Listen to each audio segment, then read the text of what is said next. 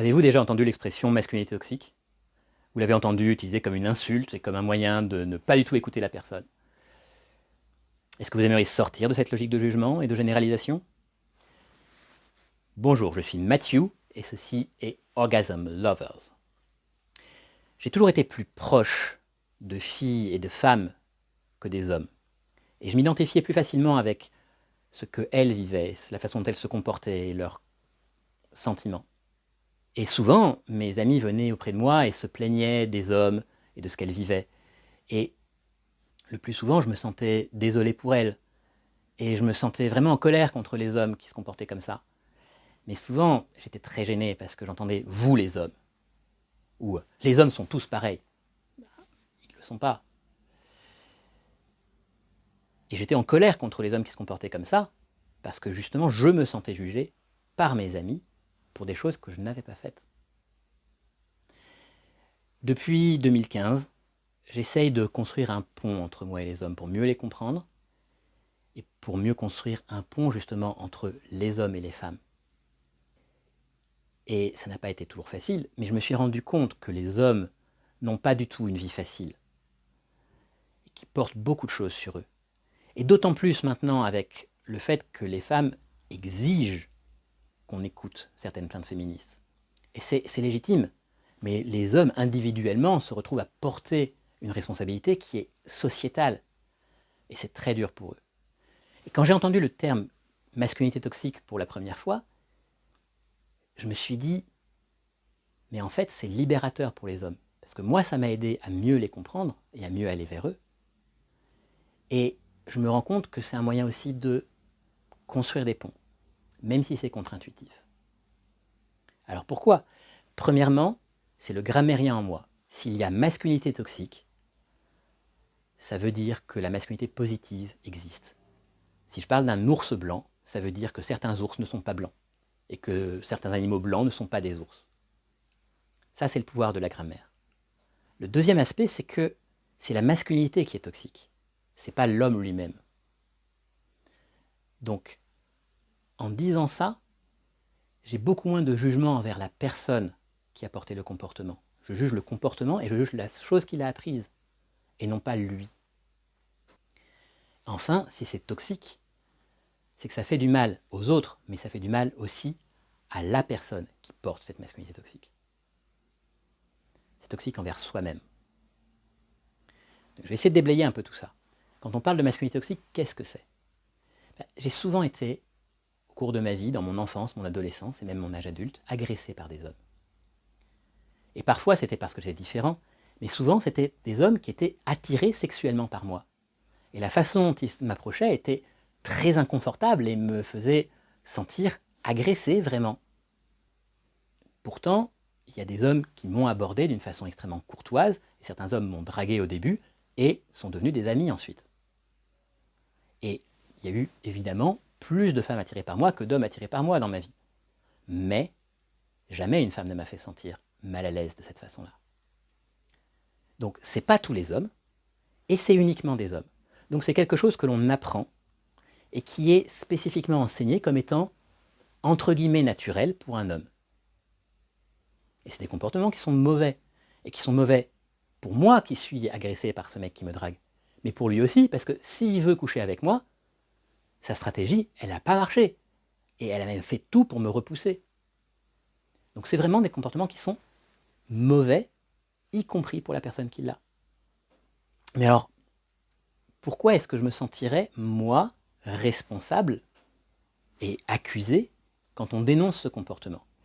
Il y a un aspect de la condition humaine. On est tous programmés pour défendre le groupe auquel on est supposé appartenir.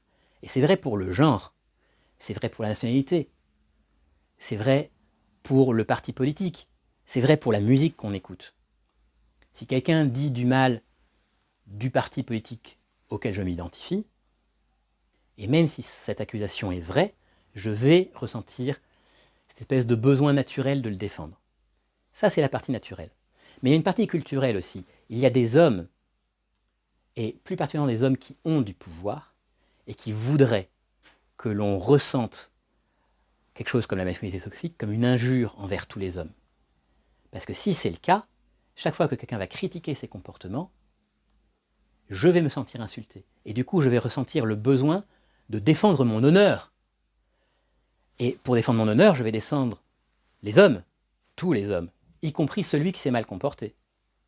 Et je vais même défendre son comportement. Et je vais le défendre contre une femme que j'aime. Mais pourquoi je ferais ça? Et ça m'amène à cette espèce de réflexe naturel qu'on a de dire « mais moi je suis pas comme ça » ou de dire c'est pas tous les hommes quand une femme se plaint d'un comportement masculin. C'est un réflexe qu'on voit, on voit même ça dans Star Wars, quand la princesse Leia dit à Luke « votre ami n'est qu'un mercenaire ». Il fait « bah, je suis pas comme lui ». Bah, évidemment. Parce que si elle vient auprès de moi pour se plaindre du comportement d'un autre, c'est qu'elle suppose que je suis son allié, qu'elle suppose que je ne suis pas donc comme cet autre, que moi je vais comprendre. Donc en fait, le fait même qu'elle vienne m'en parler prouve qu'elle pense que je ne suis pas comme ça. Donc lui rappeler ne sert à rien. Mais c'est pire que ça. Parce que, évidemment, on a tous ce réflexe, quand quelqu'un est en colère, de dire « c'est pas ma faute ». Et oui.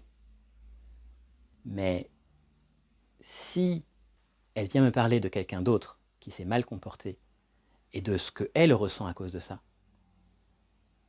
elle a besoin que je sois son soutien, que je sois son ami, que je l'écoute, que je prenne son parti. Et pourtant, si je lui dis ben, « c'est pas tout le monde, moi je suis pas comme ça », je suis en train de changer le sujet de conversation. Elle venait me parler de elle, et moi je suis en train de lui parler de moi. Et ce faisant, je prouve qu'elle a eu tort de venir chercher du soutien auprès de moi et de la compréhension. C'est un comportement pas vraiment masculin, c'est un comportement enfantin en fait. Et c'est un réflexe, mais un réflexe d'enfant. Alors, comment est-ce que je dois faire? Ben justement, dans ces cas-là, je peux écouter ce qu'elle a à me dire. Parce que j'ai vécu dans la même société que elle, et que l'homme qui s'est mal comporté. Et donc j'ai appris les mêmes choses, j'ai pris les mêmes réflexes. Pas forcément en moi, mais les mêmes réflexes comme ces comportements sont habituels, sont normaux.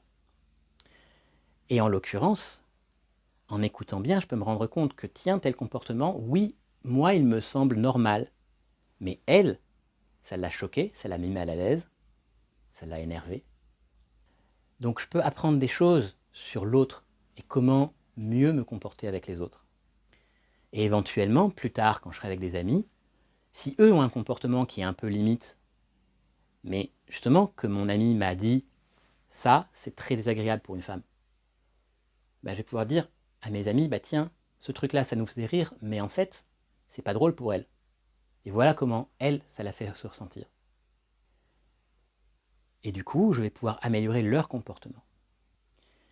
Et ce faisant, en améliorant mes comportements, les comportements des autres, et ma compréhension des gens qui sont différents de moi, ben, je vais faire du monde un monde meilleur. Et un monde meilleur pour ma mère, pour ma fille, pour ma sœur, pour mon amante.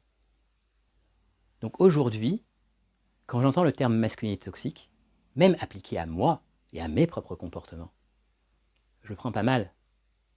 Parce que je sais que ce qui est accusé, c'est pas moi, c'est la chose que j'ai apprise.